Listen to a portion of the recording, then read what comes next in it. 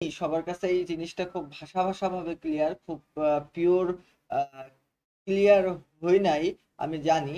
তারপরেও আমি তোমাদেরকে বলবো যে এই প্রোগ্রামিং এর ভাষা সংক্রান্ত যে ইতিহাস আছে ওই ইতিহাসগুলো আসলেই তোমাদের জন্য ইম্পর্টেন্ট। ইতিহাস থেকে প্রশ্ন অবশ্যই আসবে। তো ইতিহাসগুলো আমরা একটু কষ্ট করে বই থেকে আবার পড়ে নেবো, বুঝছো? আমি তো তোমাদের আগেও পড়াইছি, বাট আমরা আজকে একটু অন্যদিকে ফোকাস করতে চাই। তো তো ইতিহাসগুলো আমাদেরকে একটু বই থেকে পড়তে হবে। প্রোগ্রামিং এর ভাষার প্রকারভেদ, কয় প্রকারের ভাষা আছে, তারপরে ডিবাগিং কি, এরপরে তোমার কম্পাইলার, ইন্টারপ্রেটার, এই সম্পর্কে বা অ্যাসেম্বলার, এই সম্পর্কে তোমরা একটু যদি ভুলে যেয়ে থাকো তাহলে একটু কষ্ট করে বই থেকে প্রথম কয়েক লাইন একটু পড়ে নিতে হবে। আচ্ছা, তো আমরা মূলত আজকে পড়বো ফ্লোচার্ট, প্রোগ্রামিং অ্যান্ড আমরা অ্যালগোরিদম, এই তিনটা জিনিস মূলত আজকে আমরা পড়তে চলেছি। তাইলে আজকে আমরা মূলত কি কি পড়তে চলেছি বলতো? আজকে মূলত আমরা তিনটা জিনিস পড়তে চলেছি। এক নম্বর হচ্ছে আমরা অ্যালগোরিদম পড়বো, অ্যালগোরিদম। দুই নম্বরে আমরা পড়বো হচ্ছে ফ্লোচার্ট, ফ্লোচার্ট। আর তিন নম্বরে আমরা কি পড়বো? প্রোগ্রাম। তো আমরা কিন্তু খুব বেশি জিনিস পড়বো না, বুঝছো? আমরা কিন্তু অবশ্যই বেশি জিনিস পড়বো না। আলহামদুলিল্লাহ, আমাদের মনে হচ্ছে ছোট্ট বন্ধু অথই আসছে। তো না, ছোট্ট বন্ধু অথই না, তো এটা হচ্ছে ছোট্ট বন্ধু অহনা। তো এটা চলে গেল কেন?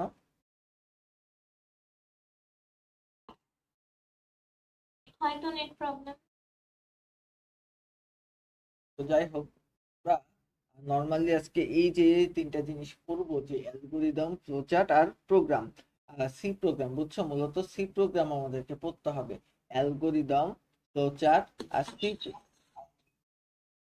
অ্যালগোরিদম, ফ্লোচার্ট আর সি প্রোগ্রাম, মূলত এই তিনটা জিনিস আজকে আমরা পড়বো। তো এখন কথা হলো এইগুলো আমরা কিভাবে পড়বো, এই সম্পর্কিত অনেক কথাবার্তা আছে তোমাদের। তার আগে আমি তোমাদেরকে বলে দিই ফ্লোচার্ট জিনিসটা কি, অ্যালগোরিদম জিনিসটা কি। আমি এই সম্পর্কিত তোমাদেরকে আগে বলে দিব যে অ্যালগোরিদম কি, ফ্লোচার্ট কি। তো মূল কথা হচ্ছে অ্যালগোরিদম হলো যে তোমার সমস্যার সমাধানের যুক্তিযুক্ত যুক্তিসম্মত পর্যায় বা ধারার যে বর্ণনা, তাকে আমরা নর্মালি অ্যালগোরিদম বলি। অ্যালগোরিদম কি? সমস্যা সমাধানের জন্য আমাদের যুক্তিসম্মত এবং ধারার যে বর্ণনা, বুঝছো? মানে এক নম্বরে আমি কি করলাম, আমি তোমারে বলি যে মনে করো যে আমি একটা 1 কাপ চা বানাবো।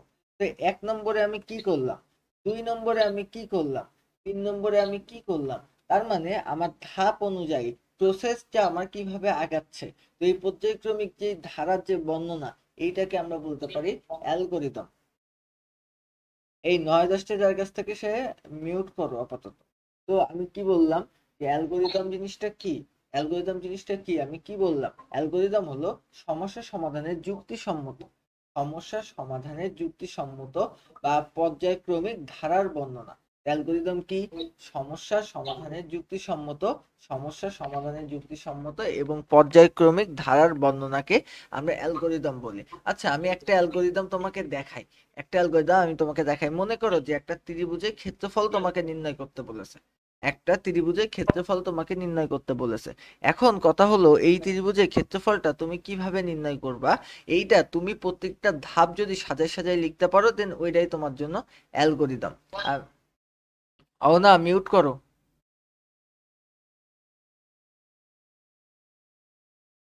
ও না, মিউট করো।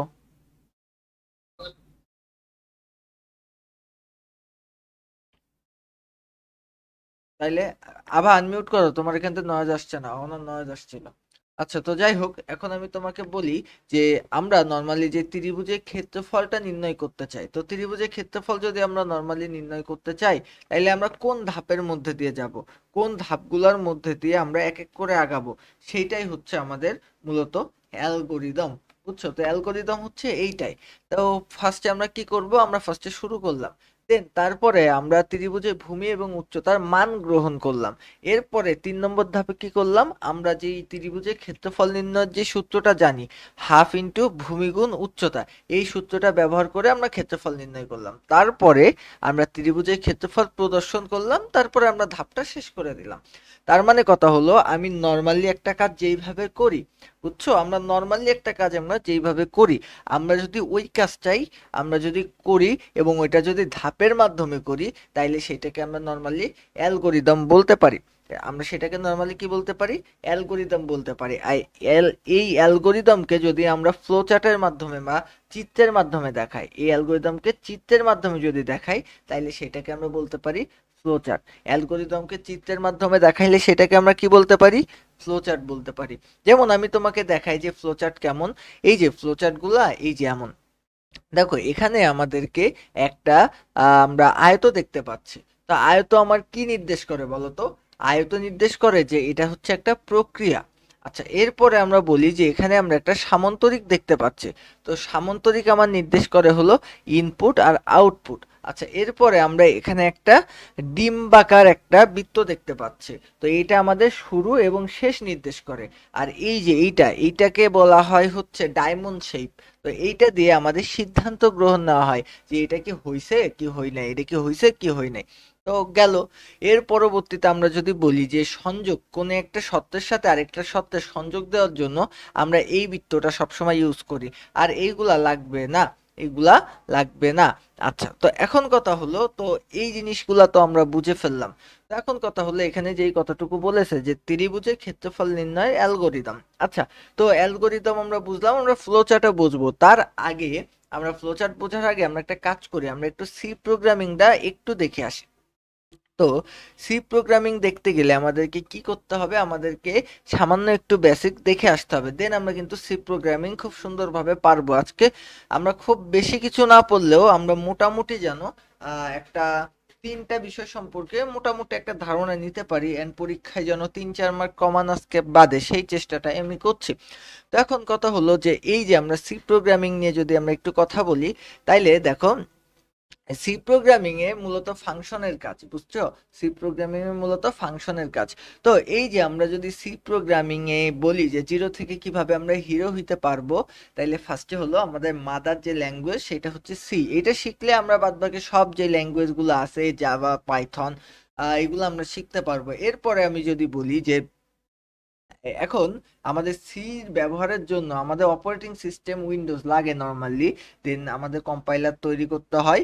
এরপরে আমাদের মাইক্রো কন্ট্রোলার এবং এমডেবের সিস্টেম প্রোগ্রামিং ডেটাবেস সিস্টেম, যেমন মাই এসকিউএল। তো এইগুলা জানা খুব বেশি যে ইম্পর্টেন্ট বিষয় তা কিন্তু না।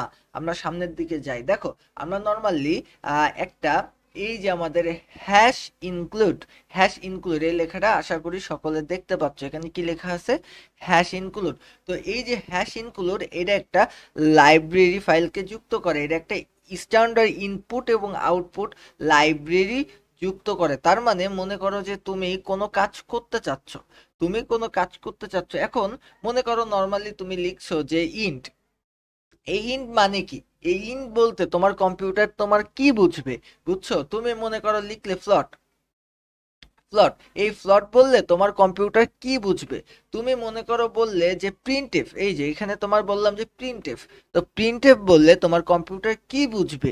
তো এখন এই জিনিসটা তো কম্পিউটারকে আগে বুঝাই রাখতে হবে যে প্রিন্টএফ মানে হলো তুমি এইটা দেখাবা, ইন্ট মানে হলো তুমি এইটা বুঝবা। তো এইটার জন্য একটা লাইব্রেরি ফাংশন দরকার, বুঝছো, যেই ফাংশনের মধ্যে লাইব্রেরির মধ্যে যেমন অনেকগুলা বই থাকে, দেন ওই যে তোমার লাইব্রেরি ফাংশন, ওই লাইব্রেরি ফাংশনের মধ্যে অনেকগুলো ফাংশন ইনপুট আউটপুট তোমার যুক্ত থাকে। তো এইখান থেকে কম্পিউটার বুঝতে পারে যে তুমি যেইটা ইউজ করছো, যেই সাংকেতিক কোডটা তুমি ইউজ করছো, ওই কোডটা দিয়ে আসলে কি বুঝাচ্ছে। যার কারণে এই যে আমাদের হ্যাশট্যাগ তোমার হ্যাশ ইনক্লুড, এই জিনিসটা কিন্তু দরকার। এরপরে আমি যদি বলি যে মেইন, এই মেইনটা কেন দরকার বলো তো, মেইন হচ্ছে একটা মূল ফাংশন যেখান থেকে তোমার প্রোগ্রাম শুরু হচ্ছে, এইটা বোঝাই। তো এইটাকে আমরা নর্মালি মেইন বলি। এরপরে আমরা যদি বলি প্রিন্টএফ, তো প্রিন্টএফ জিনিসটা কি? দেখো, প্রিন্টএফ হচ্ছে, আমি তোমাকে বলি, আউটপুট বা আউটপুট ফাংশন যা স্ক্রিনে দেখাবে সেটাই হচ্ছে আমাদের প্রিন্টএফ। তার মানে তুমি কোনো কিছু যদি স্ক্রিনে দেখাইতে চাও, মনে করো যে আমি একটু আগে তোমাকে যেটা বলে আসলাম যে আমি কি দেখাতে চাচ্ছিলাম, আমি দেখাতে চাচ্ছিলাম যে ত্রিভুজের ক্ষেত্রফল। তো এই যে আমি ত্রিভুজের ক্ষেত্রফলকে তোমাকে দেখাইতে চাচ্ছিলাম, তো ওইটা দেখানোর জন্য আমাদের প্রিন্টএফ কিন্তু ইউজ করতে হইতো। কারণ আমি যেটা আউটপুট হিসেবে তোমাকে দেখাইতে চাবো বা স্ক্রিনে শো করাতে চাবো, সেইটা আমার দেখানোর জন্য আমরা নর্মালি প্রিন্টএফ এই কথাটুকু ইউজ করে থাকি। আচ্ছা, তো গেল। এবার আমরা যদি বলি যে কম্পাইলেশনের প্রক্রিয়ার, মনে করো কম্পাইলেশন প্রক্রিয়া 4টা ধাপ নিয়ে যদি আমি তোমাকে কথা বলি, তাইলে প্রথম ধাপ হলো প্রসেসিং। দেখো, এই যে আমাদের নর্মালি কাজ হলো একটা ফাইল তৈরি করা, তারপরে হচ্ছে কম্পাইলেশন। তো কম্পাইলেশন মানে হলো তোমার প্রসেসকে কোড বা অ্যাসেম্বলি কোডে রূপান্তর করতে হবে। তারপরে মনে করো অ্যাসেম্বলি ভাষার যে কোড, ওই কোডকে আবার তোমার বাইনারি ভাষায় বা মেশিন ভাষায় অনুবাদ করতে হবে। দেন তোমার ওইটাকে তোমার লাইব্রেরি ফাংশনের সাথে লিঙ্ক করতে হবে, বা লাইব্রেরি কোড যেমন লাইব্রেরি কোডের সাথে লিঙ্ক করতে হবে। তো এই জিনিসটা জানা খুব বেশি যে ইম্পর্টেন্ট তা কিন্তু না। আমি তোমারে বলি যেইগুলা ইম্পর্টেন্ট সেগুলা কিন্তু আমি একটু বেশি টাইম দিয়ে তোমাকে বলছি। তো এখন কথা হলো কিওয়ার্ড বা আইডেন্টিফায়ার। তো তোমাকে আমি যদি বলি যে সি ভাষায় কিছু সংরক্ষিত কিওয়ার্ড আছে বা কিছু রিজার্ভড ওয়ার্ড আছে, যে রিজার্ভ ওয়ার্ড বা রিজার্ভ শব্দগুলা তুমি কিন্তু কোনোভাবে তোমার কোডের মধ্যে ইউজ করতে পারবা না নর্মাল লেখালেখিতে, তাইলে কিন্তু তোমার কোড রান নিবে না।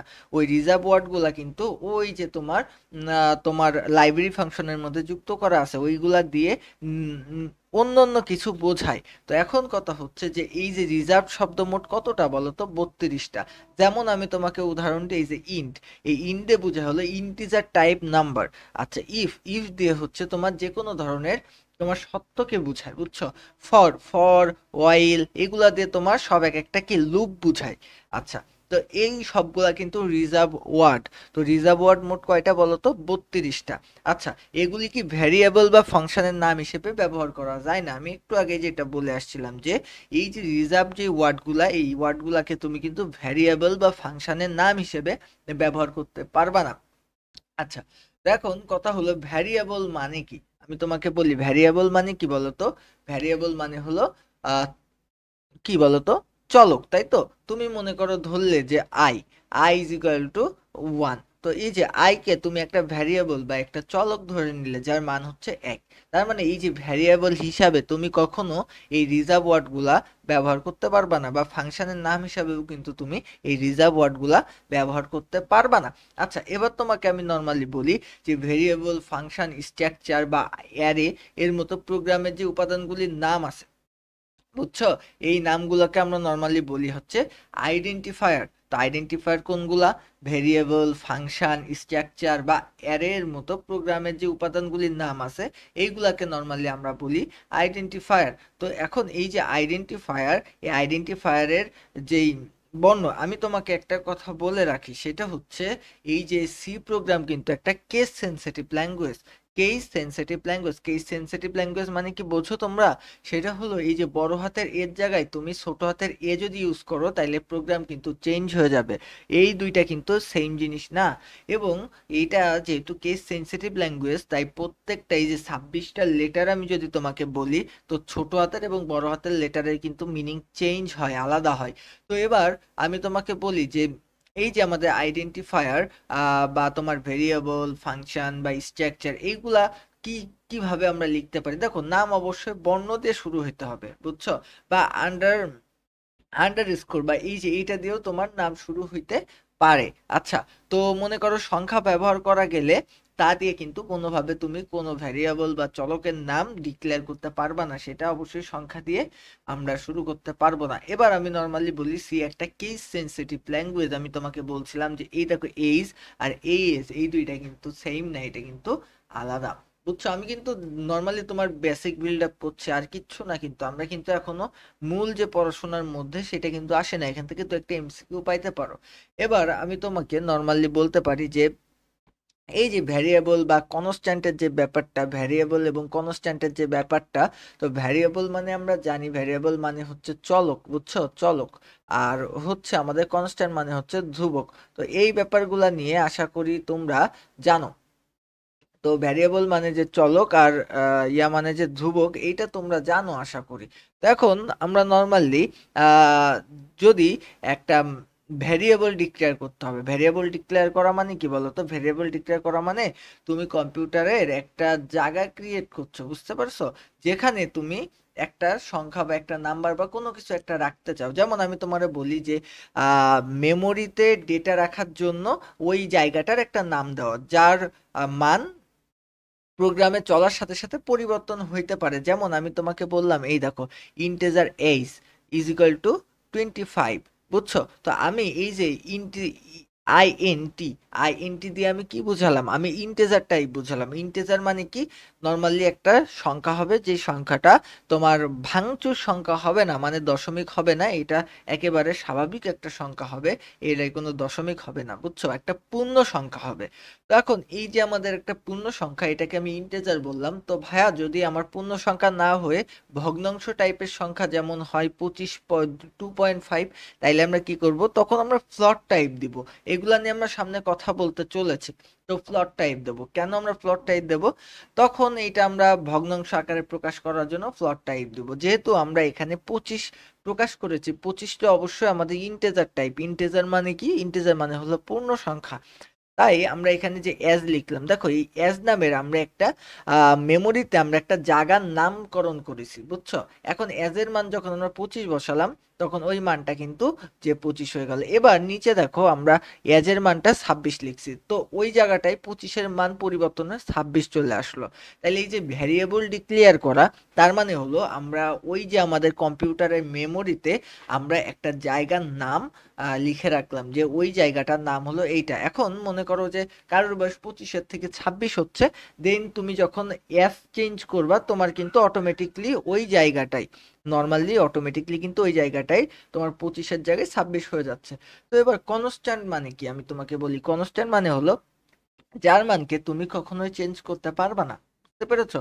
যার মানকে কোনোভাবে পরিবর্তন করা যায় না, তাকে আমরা বলতে পারি কনস্ট্যান্ট, বুঝছো? যেমন আমরা নর্মালি যদি বলি যে constant, constant, CONST int PT, PI মানে এই যে পাই 3.14, তারপরে তুমি ডট ডট ডট দিলে, তো এই পায়ের মান কিন্তু কনস্ট্যান্ট, এটা কিন্তু চেঞ্জ হবে না। তো এই জিনিসটা হচ্ছে, তুমি একই রকম ভাবে একটা আহ, তোমার তোমার মেমোরিতে একটা জায়গার নাম একেবারে স্থায়ীভাবে সেভ করে দিলে, যে তুমি ওই মানটা আর কখনো চেঞ্জ করবা না। তো এইটাকে আমরা বলতে পারি যে, এটা কি বলতো, এইটাকে নর্মালি আমরা বলতে পারি যে এটা হলো আমাদের কনস্ট্যান্ট। তো আশা করি ভ্যারিয়েবল এবং কনস্ট্যান্ট নিয়ে বুঝতে পারছো ভ্যারিয়েবল কিভাবে ডিক্লেয়ার করতে হয়। এবার আমি নর্মালি তোমাদের কয়েকটা কথা বলি। দেখো, আমরা ডেটা টাইপের মেমোরি রেঞ্জ নিয়ে কথা বলি। দেখো, ডেটা টাইপ মানে ডাটার ধরন নিয়ে যদি একটু কথা বলি, তাইলে আমরা বলতে পারি যে ইন্টিজার, বুঝছো? ইন্টিজার মানে কি? আমি তোমাকে বলছিলাম যে এটা অবশ্যই একটা পূর্ণ সংখ্যা হইতে হবে। ইন্টিজার মানে কি? এটা পূর্ণ সংখ্যা হইতে হবে। তো ইন্টিজার, মূলত ইন্টিজারের যে সাইজ, বুঝছো? ইন্টিজারের যে সাইজ, সেটা হচ্ছে আমাদের 8 বাইটের। 8 বাইটের, বুঝছো? সরি, এটা হচ্ছে 4 বাইটের। ইন্টিজারের সাইজ সাইজ কত? 4 বাইটের। অ্যান্ড ইন্টিজারকে তুমি ফরম্যাট স্পেসিফায়ার বা ওইটাকে তুমি বুঝাবা কি দিয়ে?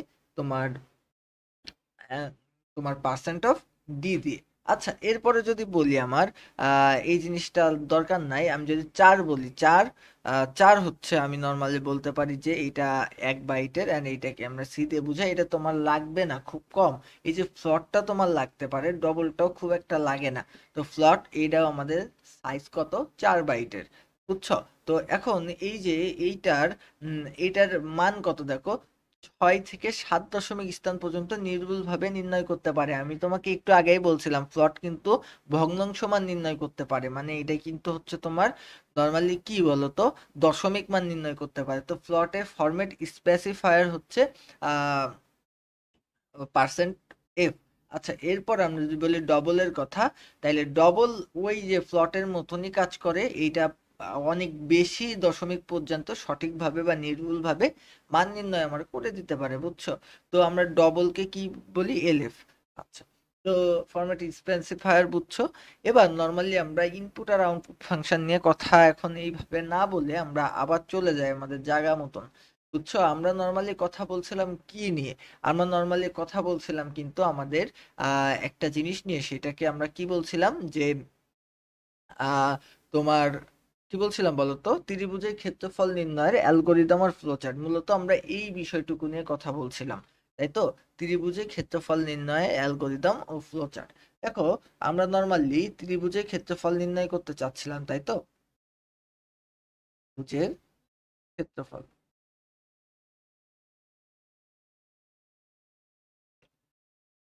আচ্ছা, আচ্ছা, তো এখন এতক্ষণ পর্যন্ত আমার ক্লাসে যারা আছো, বলো তো তোমরা কি একটু একটু বুঝতে পারছো? জি ভাইয়া। অহনা আছো?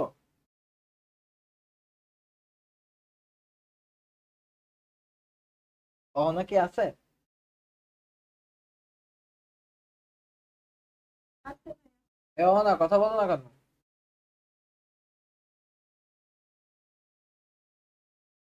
হ্যাঁ, মিউট ছাড়াতেই পারছি না, হ্যাং হয়ে যাচ্ছে তাই।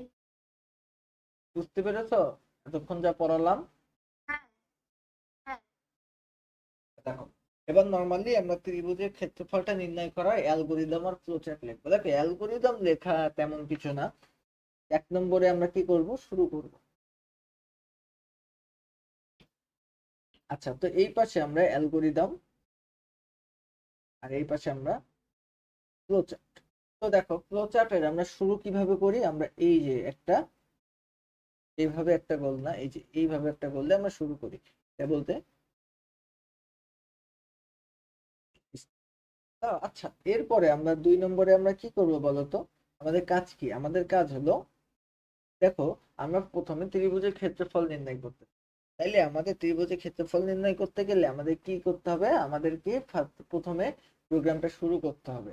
এর পরবর্তীতে আমাদের কাজ হলো ভূমি আর উচ্চতা, বুঝছো? উচ্চতা, উচ্চতা, এই দুইটা কি করতে হবে বলতো? মান গ্রহণ করতে হবে, উচ্চতার মান গ্রহণ, তাই তো? এগুলো উচ্চতার আমাদের কি করতে হবে? ফার্স্টে মান গ্রহণ করতে হবে। দেন আমরা কি করলাম? আমরা ফার্স্টে শুরু করলাম, দেন ভূমি উচ্চতার মান গ্রহণ করলাম। ঠিক আছে, আশা করি এতটুকু বোঝা গেছে। দেন আমরা এর পরবর্তীতে আমি তোমাকে বলি যে আমরা স্টার্ট করলাম, দেন আমরা মান গ্রহণ করব, মানে ইনপুট। তো ইনপুট নিতে গেলে আমাদেরকে এই যে এইটা ইউজ করতে হয়। আমি তোমাদেরকে কিন্তু দেখাইছিলাম যে ইনপুট নিতে গেলে এটা ইউজ করতে হয়, এটাকে আমরা সামান্তরিক বলি, সামান্তরিক বলি। তাইলে আমরা নর্মালি নেব ইন্ট ইনপুট। আমরা নর্মালি ইনপুট কি নেব? আমরা ইনপুট নেব হচ্ছে ভূমি আর উচ্চতা, বুঝছো? আমরা ভূমি নেব, ভূমি,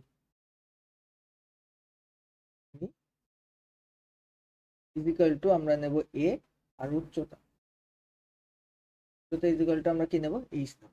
তো আমরা ইনপুট নিলাম ভূমি আর উচ্চতা, বুঝছো আমরা কি করছি? এবার 3 নম্বর ধাপে যে আমরা কি করব, আমরা নর্মালি 3 নম্বর ধাপে যে আমরা ক্যালকুলেশন করব, তাই তো? তো আমরা লিখব হাফ ইন্টু ভূমি গুণ উচ্চতা, বুঝছো? হাফ ইন্টু ভূমি গুণ উচ্চতা নির্ণয়, তাই তো? আমরা নর্মালি এটা করব। তো আমি এটাকে আর একটু ছোট করি, না এই পাশে আমরা লিখতে পারবো। আমরা নর্মালি এটা করলাম। তো এখন এটা করার পরে আমি তোমাকে যদি বলি যে এর পরবর্তীতে আমরা এখানে কি করতে পারি, দেখো এই জায়গাটায় আমরা নর্মালি কি করতে পারি, এই জায়গাটায় আমরা ওই যে ইয়া নিব, আমরা হচ্ছে প্রসেস করব। প্রসেস করতে গেলে আমরা এইভাবে একটা আয়তক্ষেত্র আঁকাই। তো এখানে আমরা কি লিখবো, যে এরিয়া, আহ, এখানে এখানে আমরা একটা কাজ করে নিলে খুব ভালো হতো, সেটা হলো আমরা কি নির্ণয় করতে চাই সেটা লিখে নিলে। দেখো, 3 নম্বরে ক্ষেত্রফল ইজিক্যাল টু, এই যে এটা লিখে নিলে ভালো হতো। তো আমরা এখানে লিখি যে area is equal to half into ভূমির মান কি, এ গুণ এইচ, বুঝছো? আমরা নর্মালি এই যে এটা নির্ণয় করি। তো আমাদের নির্ণয় করা হয়ে গেল। দেন এরপরে আমরা 4 নম্বর ধাপে কি করব, আমাদের ক্ষেত্রফল প্রিন্ট, প্রিন্ট বা প্রদর্শন, প্রদর্শন করব। 5 নম্বর হচ্ছে শেষ করব। তো এই যে এই কাজটা আমরা করলাম, এখানে আমরা নর্মালি কি করব বলতো, আমরা এখান থেকে আমরা দেখো এই যে আমাদের প্রিন্ট করার জন্য দেখো আমরা ইনপুট এবং আউটপুটের জন্য কিন্তু সামান্তরিক ব্যবহার করি। আমি কিন্তু তোমাকে দেখায় আসছিলাম সামান্তরিক ব্যবহার করি। তো এখানে আমরা নর্মালি কি লিখবো, এখানে আমরা লিখবো যে আমাদের যে নর্মালি যেই আমাদের print print is equal to area. বুঝছো, প্রিন্ট এরিয়া। তো আমরা এরিয়া প্রিন্ট করে ফেললাম, দেন আমাদের এটা কিন্তু আবার আমরা শেষ করব। আচ্ছা, এই এতটুক বুঝতে কি অসুবিধা আছে কারোর? আমাকে বলো তো, এতটুক বুঝতে কি কারোর অসুবিধা আছে?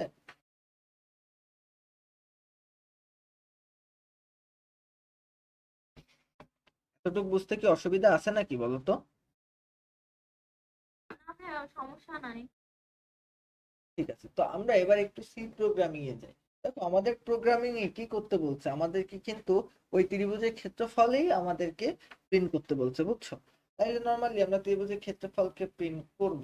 আচ্ছা, তো প্রিন্ট করার আগে আমি তোমাদেরকে কয়েকটা কথা বলে দিই। ফার্স্টে আমাদেরকে কি করতে হবে, 1 নম্বর আমরা সি প্রোগ্রামিং তো লিখবো, তাইলে প্রথমে আমাদেরকে একটা সুন্দর একটা ফরম্যাট চিনতে হবে, যে আমরা সি প্রোগ্রামিং এ এই ফরম্যাটটা ইউজ করি সবসময়। আমাদের হ্যাশ ইনক্লুড, বুঝছো, আমাদের নর্মালি হ্যাশ ইনক্লুড std.io.h,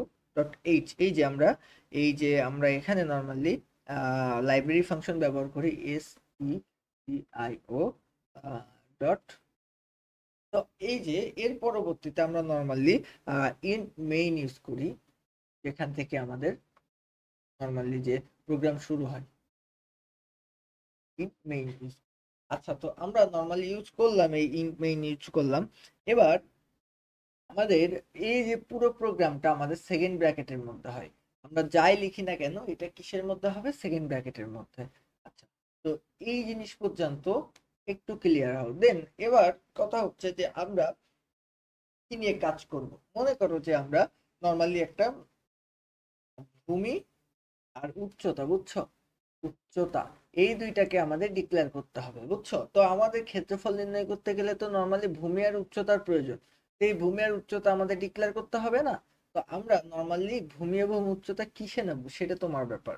তুমি কি পয়েন্টে নিতে চাও, দশমিকে নিতে চাও ভূমি? তুমি কি বলতে চাও যে আমার ওই ত্রিভুজের ভূমি হলো 5.5? যদি বলতে চাও তাইলে তুমি বলতে পারো, আমার কোনো অসুবিধা নেই। বাট প্রথম সময়ে আমি চাচ্ছি না যে একটু আহ এই উদ্ভট জিনিসে যাইতে। তো আমি চাচ্ছি যে একদম নর্মালি আমরা ভূমি 5 নেব বা 6 নেব বা যাই হোক, আমি দশমিক নিব না। তো এই জন্য আমরা নর্মালি ইন্ট ইউজ করি, ইন্ট এ। ইন্ট এ, তো ইন্ট এ আমি কিন্তু একটা ভ্যারিয়েবল ডিক্লেয়ার করে দিলাম ইন্ট এ দিয়ে। তো নর্মালি আমি তোমার একটা কথা বলে রাখি, যে তুমি যদি ইন্ট এ না দিয়ে তোমার যদি মনে একটু প্যাচ থাকে, তুমি যদি মন চাইতে যে আমি হচ্ছে এটা করব না, আমি কি করব, আমি হচ্ছে দশমিক নিয়ে কাজ করব, তাইলে তুমি ইন্ট দিতে না, তুমি তখন ফ্লট দিতে, FLOAT, ফ্লট দিতে। কারণ কি? কারণ হচ্ছে ইন্ট মানে হলো ইন্টেজার, মানে এখানে শুধু পূর্ণ সংখ্যা দিতে পারবে, এখানে ভগ্নাংশ দিতে পারবা না। আচ্ছা, তো ইন্ট এ, দেখো মনে রাখবা যে এই যে সি প্রোগ্রামের প্রত্যেকটা লাইন শেষ হওয়ার পরে এই যে এই চিহ্নটা তোমাকে ব্যবহার করতে হবে, যদি না ব্যবহার করো তাইলে কিন্তু রান করবে না। আচ্ছা, গেল, আমরা এটা করলাম, নর্মালি আমরা এটা করলাম। আবার আমাদের উচ্চতাও তো নিতে হবে, তাই না? তাহলে আমরা নর্মালি নেবো ইন্ট, তারপরে এই যে এটা করলাম। আচ্ছা, এই জিনিসগুলা করার হয়ে যাওয়ার পরে এবার আমাদেরকে কি করতে হবে, আমাদেরকে কিন্তু নর্মাল যে কাজটা আছে সেটা হলো এই যে আমরা ইন্ট এর মান নিলাম, ইন্ট বির মান নিলাম, এবার আসলে আমাদের ইন্ট এ এবং ইন্ট বির মান আমাদেরকে কিন্তু ইনপুট নিতে হবে, তাই না? ইনপুট নিতে হবে মানে তোমার কাছে কম্পিউটার শুনবে যে তুমি এই যে এর মান যে দিলে, এর মানটা আসলে কত। তুমি তো জানো না এই এর মান তো অবশ্যই এ বি না, তাই তো? এর মান তো অবশ্যই এ বি না। তাহলে এর মান তো কিছু না কিছু, তো এটা কত সেটা তো তোমাকে আগে বলতে হবে, তাই না? আগে তো বলে দিতে হবে যে এর মানটা কত, বির মানটা কত, সেটা বলে দিতে হবে না? তাইলে কম্পিউটার কিভাবে বুঝবে যে আসলে এর মানটা কত? তাইলে এই যে এই জিনিসটা বলে দেওয়ার জন্য আমাদেরকে কি কাজ করতে হবে বলো? আমাদেরকে নর্মালি যে কাজটা করতে হবে সেটা হলো স্ক্যানএফ।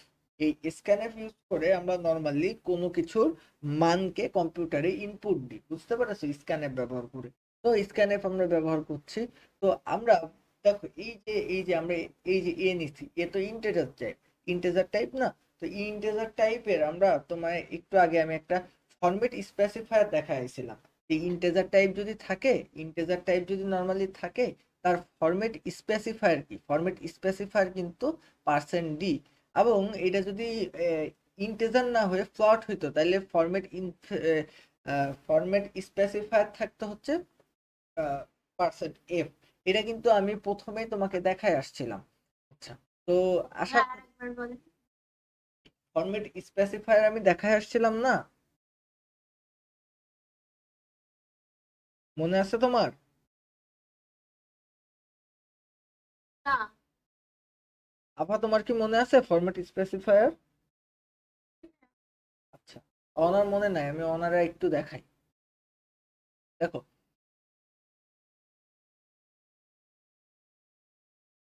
এই যে এখানে আমি নর্মালি এখানে তোমাদের আমি ফরম্যাট স্পেসিফায়ার দেখাইছিলাম যে আসলে এই যে আমরা যখন ইন্টিজার টাইপ নিব তখন আমার ফরম্যাট স্পেসিফায়ার হচ্ছে পার্সেন্ট ডি বা percent I, percent D use করবো সবসময়। আর যখন ফ্লোট টাইপ নেব ফরম্যাট স্পেসিফায়ার হচ্ছে পার্সেন্ট এফ। আর যখন আমরা ডাবল টাইপ নেব তখন ফরম্যাট স্পেসিফায়ার হচ্ছে পার্সেন্ট এল। তো যাই হোক, এখন এই ব্যাপারটা কিন্তু একটু মাথায় রাখতে হবে। আচ্ছা, তো আমরা নর্মালি ইনপুট আউটপুটের জন্য আমরা দেখো, আমরা নর্মালি ইনপুটের জন্য আমরা কি ইউজ করি, যে প্রিন্ট এফ। এটা হচ্ছে আউটপুট ডাটা দেখায়। আর যদি ইউজার থেকে তোমার কোনো ইনপুট নেওয়ার থাকে, মানে যেমন আমি আমার ভূমির মান এবং উচ্চতার মান ওইটা কম্পিউটারে ইনপুট দিব, বুঝছো, এবং কম্পিউটার আমারে ক্যালকুলেশন করে দিবে লাইক এ ক্যালকুলেটর। তো এখন এই বিষয়টার জন্য কিন্তু আমার স্ক্যান এফ ইউজ করতে হবে। কারণ কি, আমি কিন্তু আসলে এই যে আমার কম্পিউটার কিন্তু আসলে জানে না যে আমি যেই মানটা নিব, মানে আমি যেই ত্রিভুজটা বানাচ্ছি ওই ত্রিভুজের আসলে ভূমি উচ্চতা কতটুকু, এটা কিন্তু জানার ক্ষমতা কিন্তু আমার কম্পিউটারের নাই। তো কম্পিউটারকে এই জিনিসটা আমার জানাতে হবে, এই জিনিসটা বোঝাইতে হবে।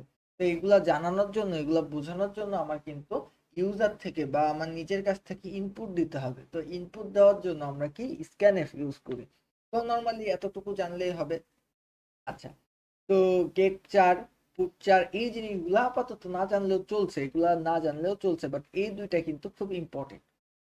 আচ্ছা, তো এখন নর্মালি আমি তোমারে বলি যে ইমপ্লিকাস্টিং আর এক্সপ্লিকাস্টিং এটা পরে, এইগুলা নিয়ে পরে কথাবার্তা বলবো, বাট এই পর্যন্ত আগে তোমরা বুঝছো কিনা সেটা বলো। তো নর্মালি আমাদের যে ফরম্যাট স্পেসিফায়ারটা ছিল সেটা কি বলতো? সেটা হচ্ছে এখানে আমাদের ফরম্যাট স্পেসিফায়ার হলো পার্সেন্ট অফ ডি। বুঝছো, পার্সেন্ট অফ ডি হচ্ছে এখানে আমাদের ফরম্যাট স্পেসিফায়ার। তো আমরা নর্মালি এখানে লিখবো হচ্ছে এই যে পার্সেন্ট, বুঝছো, ডি। আচ্ছা, তো আবার এখানে এই যে পার্সেন্ট ডি লিখলাম, দেন আমরা এবার কি লিখবো বলতো? পার্সেন্ট ডি তো লিখলাম। তো আমরা মোট কয়টা ইনপুট নিতে চাই বলতো? আমরা ইনপুট মোট কয়টা নিতে চাই, একটা নাকি দুইটা? ইনপুট কিন্তু আমরা দুইটা নিতে চাই, তাই না? ইনপুট তো আমরা মূলত দুইটা নিতে চাই। তো আমরা এখানে আবার পার্সেন্ট অফ আমরা লিখবো বি। হয়ে গেল আমাদের দুইটা ইনপুট নেওয়া। আচ্ছা, তো এবার আমরা এইটা কোটেশন করে আমরা নর্মালি একটা কমা ইউজ করলাম। দেন এবার আমরা এখানে বলো। পার্সেন্ট। পার্সেন্ট বি দিছি? I am really sorry. B. আরে ডি আর বি একরকম দেখতে, ছোটবেলা ধরে আমার ভুলাই যায় কোনটা ডি আর কোনটা বি। তোমাদের ঘোলাই না? হ্যাঁ ভাইয়া এখনো খোলাই। ও ঘোলাই। না ভাইয়া আমার খোলাই। তুমি অনেক ভালো স্টুডেন্ট, তোমার কেন ভোলা?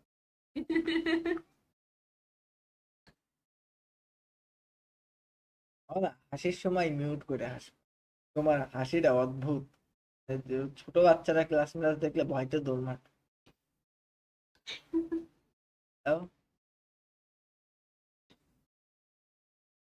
এখন এই যে আমাদের নর্মালি স্ক্যানএফ, তো এখানে আমরা কার মান নিচ্ছি বলতো? আমরা নর্মালি এ আর বির মান নিচ্ছি, তাই তো? নর্মালি আমরা এ আর বির মান কিন্তু ইনপুট করছি। তো এবার এখানে আমরা কি করব, আমরা একটা এন্ড দেবো, দিয়ে আমরা লিখবো এ। আবার এখানে আমরা একটা এন্ড দেবো, দিয়ে লিখবো বি। দেন আমাদের হয়ে গেল। তো এখানে আমরা এটা দেবো, দিয়ে আমাদের ক্লোজ করে দিলাম। আচ্ছা, তো এই যে নর্মালি আমরা ক্লোজ করে দিলাম। আপাতত এতটুকু তো আশা করি বুঝতে পারছো। এবার আমাদের কাজ কি বলতো, এবার আমাদের কাজ হচ্ছে দেখো, আমরা আচ্ছা, তো এখানে তো আমরা সবকিছু ইনপুট নিছিলাম। তো আমরা একটা একটা জিনিস আমরা ইনপুট নিইনি, সেটা হলো আমি তোমাকে এখন দেব, সেটা হলো মনে করো যে আমরা একটা জিনিস ইনপুট দিই না এখানে, মানে সবকিছু আমরা ফরম্যাট স্পেসিফায়ার করেছি, বাট এবার আমরা নর্মালি লিখবো হচ্ছে half.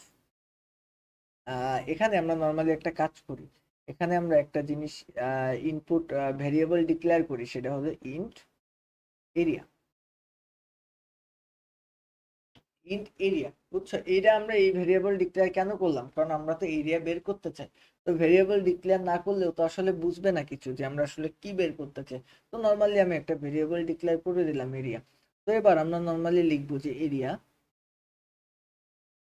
Area is equal to, এবার আমরা normally area is equal to আমরা কি লিখবো, হাফ ইন্টু, আমরা ভূমির মান আমরা নিছিলাম হচ্ছে এ গুণ, নর্মালি আমরা এটা লিখলাম, লিখে আচ্ছা, তো এবার এই যে আমরা এটা লেখার পরে এবার আমাদের কাজ কি বলতো, আমাদের কাজ হচ্ছে এবার প্রিন্ট করা। তো এতটুকু তো বোঝা গেছে, এবার আমরা নর্মালি লিখবো প্রিন্ট, বুঝছো? এবার আমরা নর্মালি প্রিন্ট করব। আমাদের প্রিন্ট কি করতে হবে বলতো, আমাদের এই এরিয়াটাকে প্রিন্ট করতে হবে, তাই তো? তো প্রিন্ট করার জন্য দেখো এই এরিয়াটা আমরা কিন্তু কি টাইপ নিছিলাম বলতো, আমরা কিন্তু ইন্টেজার টাইপ নিছিলাম, বুঝছো? আমরা যেহেতু ইন্টেজার টাইপ নিছি, আমাদের এরিয়া যেহেতু এরিয়াটা আমরা ইন্টেজার টাইপ নিছি, এই জন্য আমরা কি বলতে পারি, আচ্ছা এরিয়া ইন্টিজার টাইপ কি সবসময় হবে? আচ্ছা, হইতে পারে। তো এখন কথা হলো, যেহেতু আমরা এরিয়া ইন্টিজার টাইপ নিচ্ছি, তাই আমরা এখানে লিখবো হচ্ছে ফরম্যাট স্পেসিফায়ার হচ্ছে ডি। আচ্ছা, ফরম্যাট স্পেসিফায়ার আমরা ডি দেওয়ার পরে এই যে এখানে এবার আমাদের নর্মালি কি লিখতে হবে বলতো, এখানে এই যে ডি লিখলাম, লেখার পরে আমাদের এই জায়গাটায় লিখতে হবে হচ্ছে এরিয়া। এই যে এরিয়া, এরিয়া লেখার পরে আমরা নর্মালি এটাকে ক্লোজ করি, বুঝছো? আমরা প্রিন্টএফ ক্লোজ করে দিই। দেন আমাদের কিন্তু রিটার্ন রিটার্ন লিখতে হবে, রিটার্ন, বুঝছো? আমাদের রিটার্ন কি হবে, 0। তো এইটা যদি তুমি করে দাও, দেন কিন্তু তোমার খুব সুন্দরভাবে কিন্তু হয়ে গেল। তো তোমার কিন্তু খুব সুন্দরভাবে এই জিনিসটা কিন্তু হয়ে গেল। ওটা জিরো? বলো। বলছি রিটার্নের ওখানে ওটা কি জিরো? হ্যাঁ হ্যাঁ, রিটার্ন 0। আর ওখানে কমা দিতে হবে না কোথায়? পাশে? হ্যাঁ, অবশ্যই অবশ্যই কমানো দিতে হবে। আচ্ছা, তো রিটার্ন জিরো আসলো কি করে?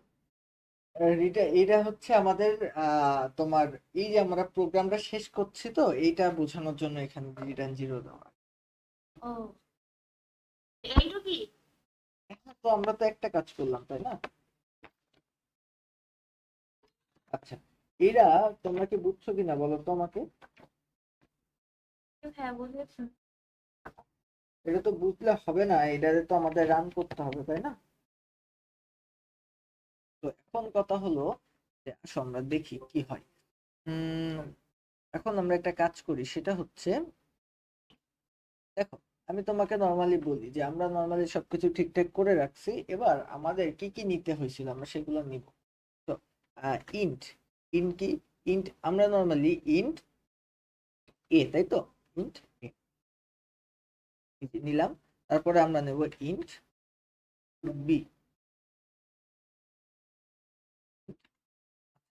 এই যে int A and int B নিলাম, এবার আমাদের নর্মালি নিতে হবে এরিয়া এরিয়া ইন্ট এরিয়া, তাই তো? আচ্ছা, ইন্ট এরিয়া আমরা নর্মালি এরিয়া নিয়ে নিলাম। এখন আমাদের স্ক্যানএফ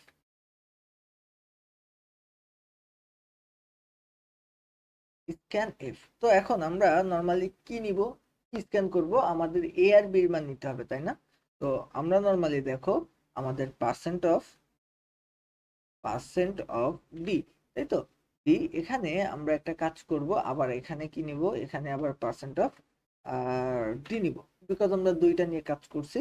তো এই জায়গাটায় আমরা কমা দিব, দিয়ে আমরা এবার একটা মান নিব, সেই মানটা কি বলতো, আমরা এ আর বি নিব, তাই তো? এ, তাহলে আমরা এখানে একটা এন্ড এ, উত্তর এ, কমা নিব হচ্ছে অ্যান্ড 3। আচ্ছা, তো নিলাম এটা। তো এখন এটা নেওয়ার পরে এরপরে আমরা এখানে নর্মালি কমা ইউজ করব। আচ্ছা, তো এর পরবর্তীতে আমাদের এখন কি করতে হবে, এই যে এরিয়া, এরিয়া তো এরিয়া এরিয়া আমরা নিলাম। তো এরিয়া ইজ ইকুয়াল টু, এরিয়ার মান তো আমরা ডিক্লেয়ার করে দিয়েছি, তো এরিয়া ইজ ইকুয়াল টু আমরা লিখবো হাফ, তাই তো, ইন্টু,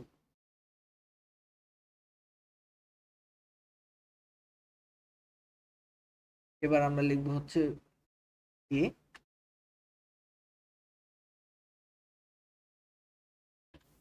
নর্মালি আমরা এটা লিখে দিই। তো এই যে আমরা নর্মালি লিখলাম হাফ ইন্টু। আচ্ছা, তো এইটা লিখে দেওয়ার পরে এই যে আমরা ত্রিভুজের ক্ষেত্রফলটা লিখে দিলাম। তো দেওয়ার পরে এর পরবর্তীতে দেখো আমরা এখানে আর কি করতে পারি। এবার আমরা একটা কাজ কিন্তু এখানে করি না, এই লাইনটা কিন্তু আমরা শেষ করি না, এই লাইনটা কিন্তু আমরা এখানে শেষ করি না, এই লাইনটা শেষ করতে হবে। এবার আমরা লিখবো প্রিন্ট এফ, প্রিন্ট এফ। তো আমরা নর্মালি প্রিন্ট এফ লিখবো। দেখে আমরা দেখো প্রিন্ট এফ আমরা কি লিখতে চাই, দেখো আমরা দেখবো হচ্ছে পার্সেন্ট। আগে আমাদের এটা দিতে হবে, দেন আমরা পার্সেন্ট ডি দেব। কি দিলাম আমি এটা, তো পার্সেন্ট। এবার আমরা নর্মালি পার্সেন্ট ডি দিব। দেখো ডি দিয়ে আমরা এখানে লিখবো হচ্ছে প্রিন্ট, তাই তো, প্রিন্ট। তো আমরা প্রিন্ট করলাম। এই যে, ভাইয়া ওখানে এরিয়া হবে না? ও সরি সরি, আমি কেন প্রিন্ট দিছি, এখানে তো এরিয়াই হবে, হ্যাঁ এরিয়া হবে,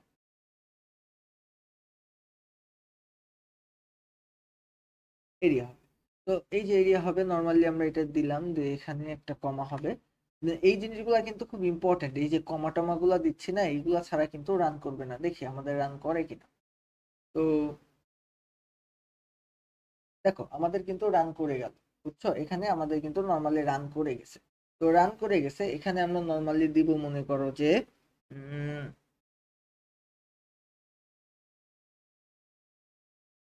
আমরা নর্মালি দিলাম হচ্ছে 10। আর এটার মান আমরা কত দেব, করো আমরা দিলাম 2। এই যে ব্যাপারটা, তো এই যে ব্যাপারটা হলো যে আমাদের কিন্তু প্রোগ্রাম রান করে গেছে। তো এখন তোমরা বলো এই জিনিসটা কি তোমরা বুঝছো কিনা বলো তো।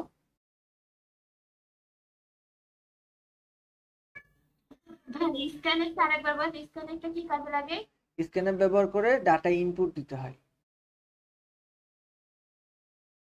আর একটা কথা, সেখানে ইনপুট যে কটা দেবো সে কটা পার্সেন্ট দিয়ে দেবো?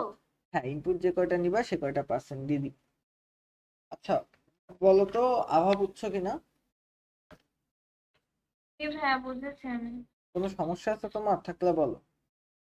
না ভাইয়া কোনো সমস্যা নেই। তাহলে বলো, এটা বুঝতে অসুবিধা থাকলে আমাকে বলতে পারো। না ভাইয়া, সহজই আছে। আর সহজ আছে, সবগুলাই এরকমই অবশ্যই, কোনোগুলাই তোমার না এই কঠিন। পরীক্ষায় এত সহজটা আসে না ভাইয়া, পরীক্ষায় এমন জিনিস দেয় তাতে। না, মাথা ঘুরবে না, মাথা ঘুরবে না, আমি করাচ্ছি না তোমাদের, অবশ্যই মাথা ঘুরবে না।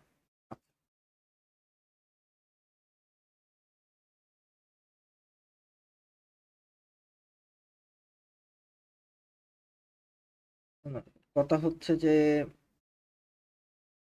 কাজ করি আমরা এখানে 1/2 না দিয়ে আমরা একটা কাজ করি, 0.5 দিয়ে দেখি তো কি আসে। তোমাদের আমি সব রকম ভাবে করে দেখাচ্ছি যে আসলে দেখো এই প্রোগ্রামিংটা কিন্তু আসলে কেস সেনসিটিভ। এটা যে খুব কঠিন বিষয়টা এমন না, তবে এটা খুব কেস সেনসিটিভ একটা ল্যাঙ্গুয়েজ। তো দেখো এই যে আমাদের কিন্তু এখন আসলো।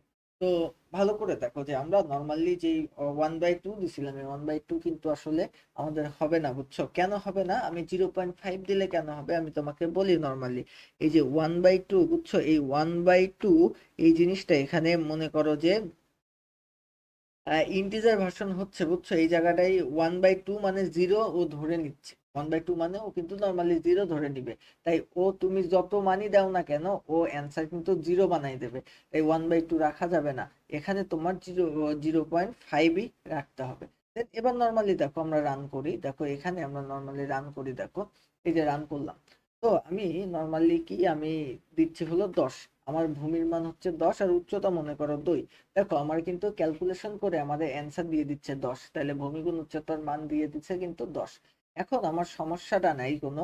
এখন কথা হলো যে তুমি এই জিনিসটা লিখলা, লেখার পরেও তুমি কেন নাম্বার পাবা না আমি তোমার বলি। মনে করো যে তুমি ভুলবশত তুমি এই যে এইখানের একটা কমা তুমি দাও নাই, বুঝছো? এটা কি কোনো বড় কোনো ভুল নাকি? তুমি একটা কমা নাই দিতে পারো, তোমার মনে নাই থাকতে পারে। আচ্ছা এইটারে আমরা একটু রান করার চেষ্টা করি।